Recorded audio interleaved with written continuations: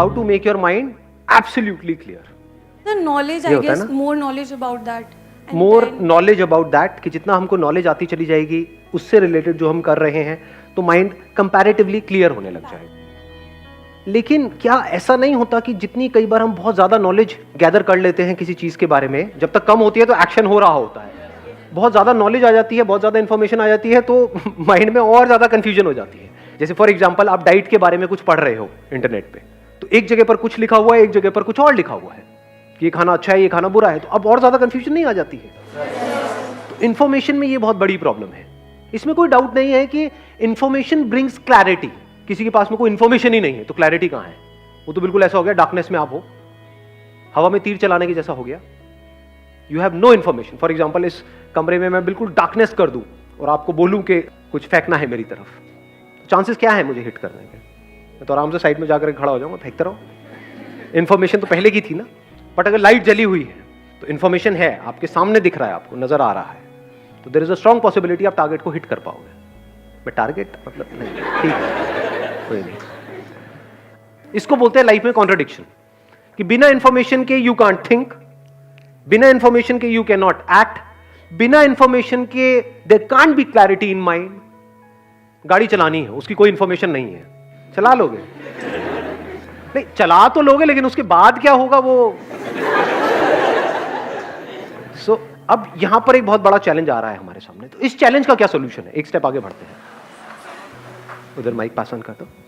Sir, I think information from the right source is very necessary. जैसे मैं यदि diet की कोई सी इन्फॉर्मेशन ले रहा हूँ, एक है कि जो जिसके पास एक पर्टिकुलर डिग्री है, जिसने कुछ पर्टिकुलर करा हो, वो एक्सपर्ट है, तो आई थिंक उनसे इन्फॉर्मेशन लेना is much more better than यदि मैं किसी और से ले रहा हूँ. तो I think excellent point. Let's give big hand for him.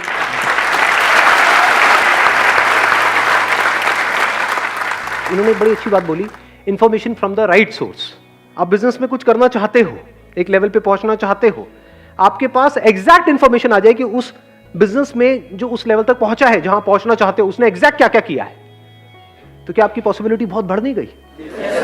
बिल्कुल ऐसा है जैसे जंगल में कोई आकर के आपको एग्जैक्ट बता दे कि देखो यहां पर ये है, यहां पर ये है, यहां पर ये है, ये मत करना, ये करना, ये वो. उसके बाद भी माइनर प्रॉब्लम्स तो आएंगी, क्योंकि चीजें बदलती रहती हैं, लेकिन फिर भी माइंड क्लियर होगा या नहीं होगा? कॉन्फिडेंस बढ़ेगा या नहीं बढ़ेगा? तो सर एक पॉइंट और मींस अंदर तो आग लगती है कि ये चीज करना है, तो उससे हम कर सकते हैं. अभी इन्होंने कहा कि अंदर हमारे आग लगती है कि हम ये चीज कर सकते हैं, और फिर हम वो कर जाते हैं. Not necessary. ध्यान से समझ लेना, आग से सब कुछ नहीं होता है. बहुत लोग हैं उनके अंदर बहुत आग लगी हुई है, मतलब भरे पड़े हैं.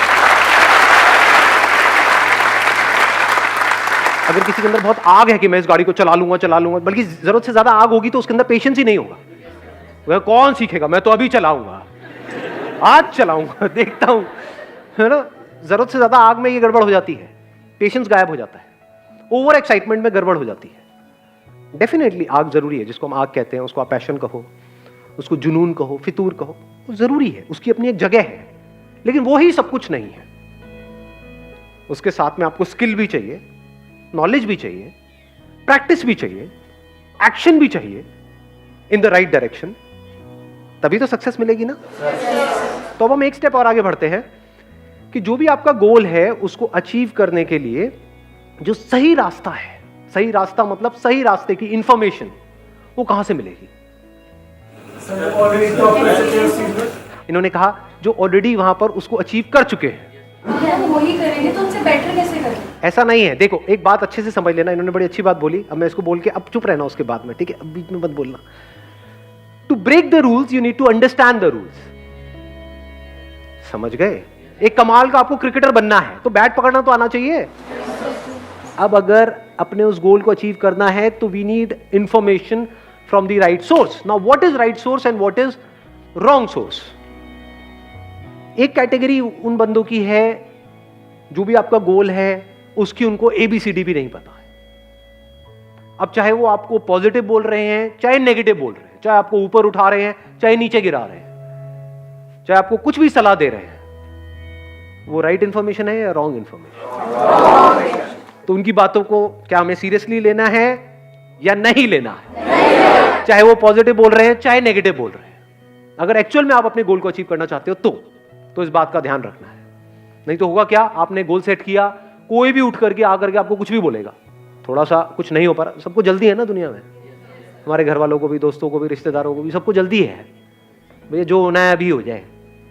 बोलो अभी नहीं होता है, कम से कम 9 महीने तो लगते हैं।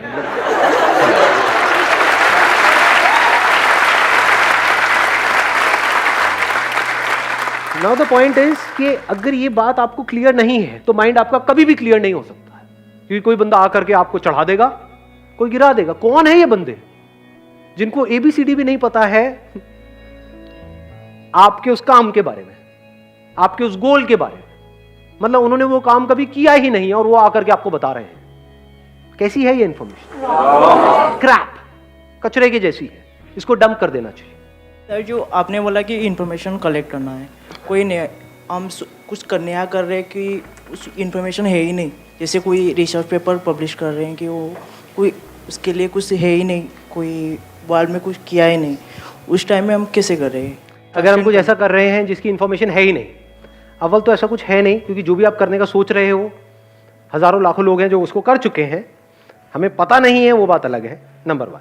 नंबर 2, फिर भी मान लेते हैं कि हम कुछ ऐसा कर रहे हैं, मान लो उसकी इंफॉर्मेशन कहीं पर भी अवेलेबल नहीं, अब क्या करें?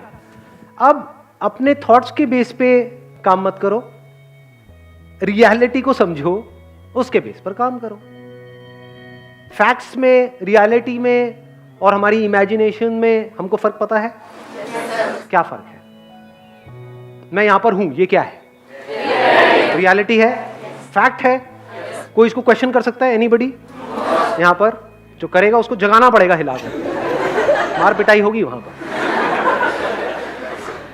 तो ये फैक्ट है। रियलिटी मतलब सबके लिए सेम है, मैं अच्छा हूं, ये क्या है? रियलिटी है। अच्छा जी, धर्मपत्नी हो आप मेरे।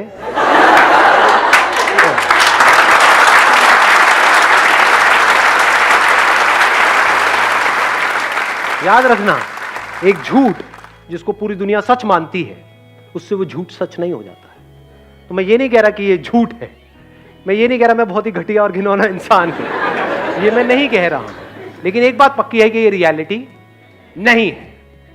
ये आपकी अपनी एक इमेजिनेशन है, आपका अपना एक ओपिनियन है, आपका अपना एक थॉट है, आपकी अपनी श्रद्धा है, जो चाहे मानते रहो।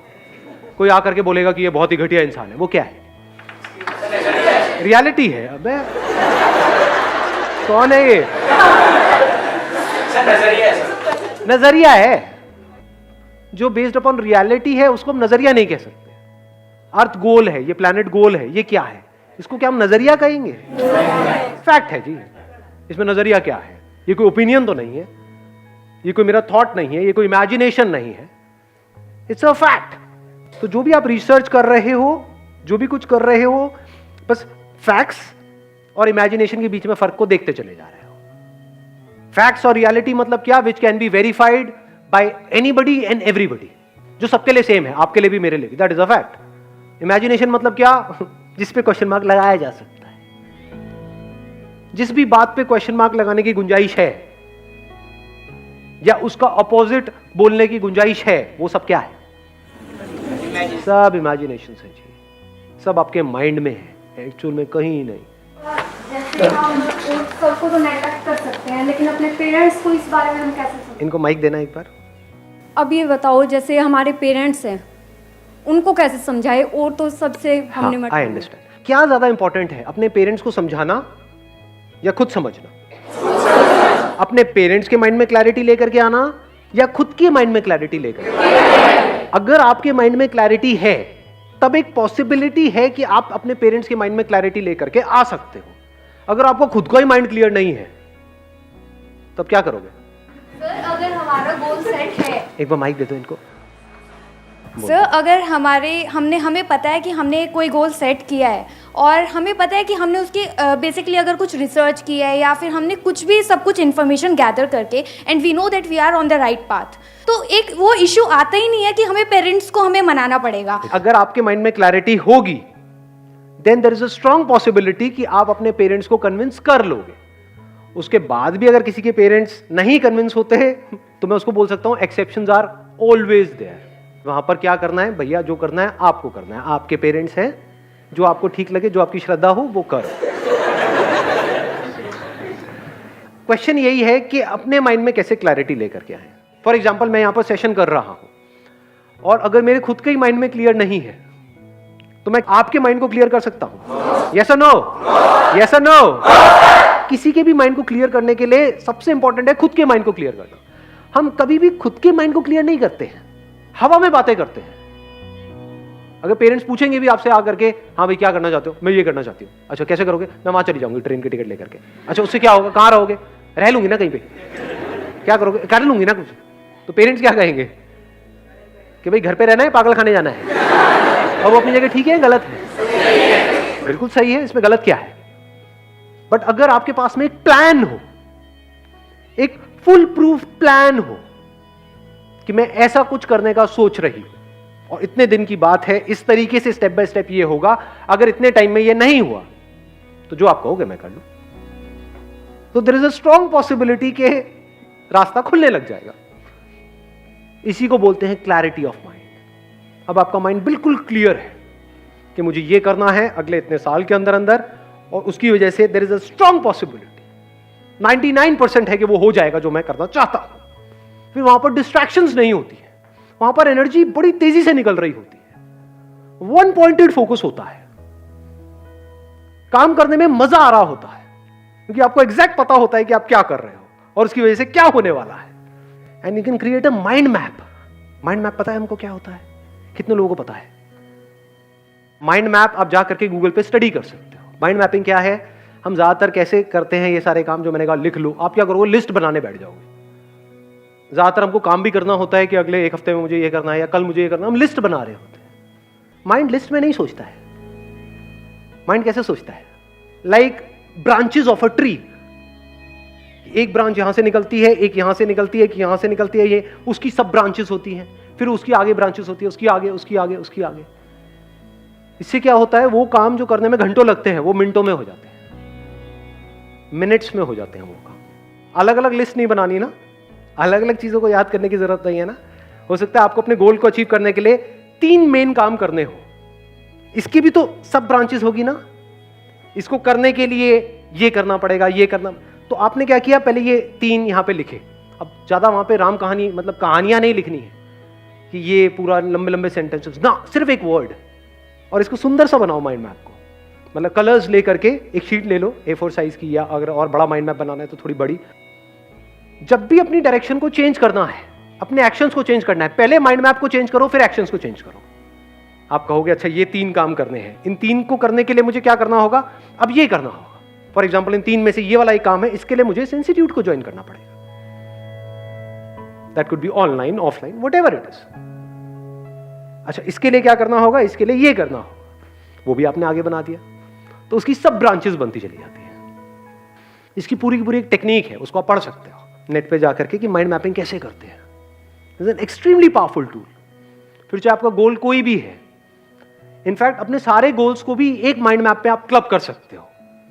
जैसे एक गोल आपका क्या हो गया? करियर से रिलेटेड, एक हो गया हेल्थ से रिलेटेड, एक हो गया अपना कुछ सेल्फ डेवलपमेंट से रिलेटेड, जिसका हो सकता है आपके करियर से डायरेक्ट कनेक्शन ना हो, बट वो भी तो इंपॉर्टेंट है ना।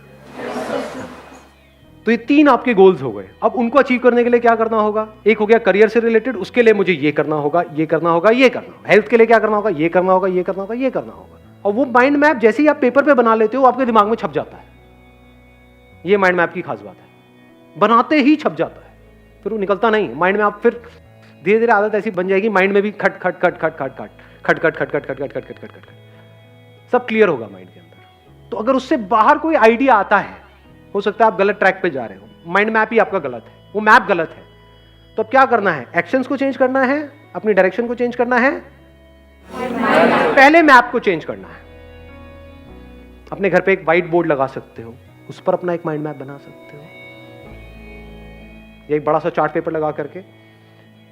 कई बार ऐसा भी होगा शुरू शुरू में, स्पेशली वो तब ज्यादा होता है जब हम बिजनेस कर रहे होते हैं, डेली माइंड मैप पुराना जो है वो फटेगा, नया बनेगा। कुछ किया आपने, दिख रहा है कि नहीं ये हमने एक्सपेरिमेंट किया, फेल हो गया, कोई बात नहीं, अब इसको अलग तरीके से करते हैं, अब ऐसे करते हैं, अब ऐसे करते हैं, अब उसके लिए ये करना होगा, उसके लिए ये करना होगा। जैसे जैसे वो चेंजेस हो रहे हैं तो अब आपके माइंड को क्लियर पता है कि मुझे ये करना है,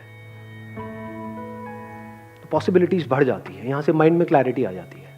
सर आपने बोला कि एक माइंड मैप क्रिएट करो और अपने घर में वाइट बोर्ड लगाओ। हम किसी को अपना माइंड मैप क्यों बताएं, अपने तक क्यों ना सीक्रेट रखें? नहीं, ये भी आइडिया अच्छा है, आप खुफिया रखो उसको। वही मतलब ये आपके अपने ऊपर है। घर में कोई आए वो हमारा वाइट बोर्ड देखेगा, कहेगा पागल पागल हो गया, दिमाग खराब हो गया।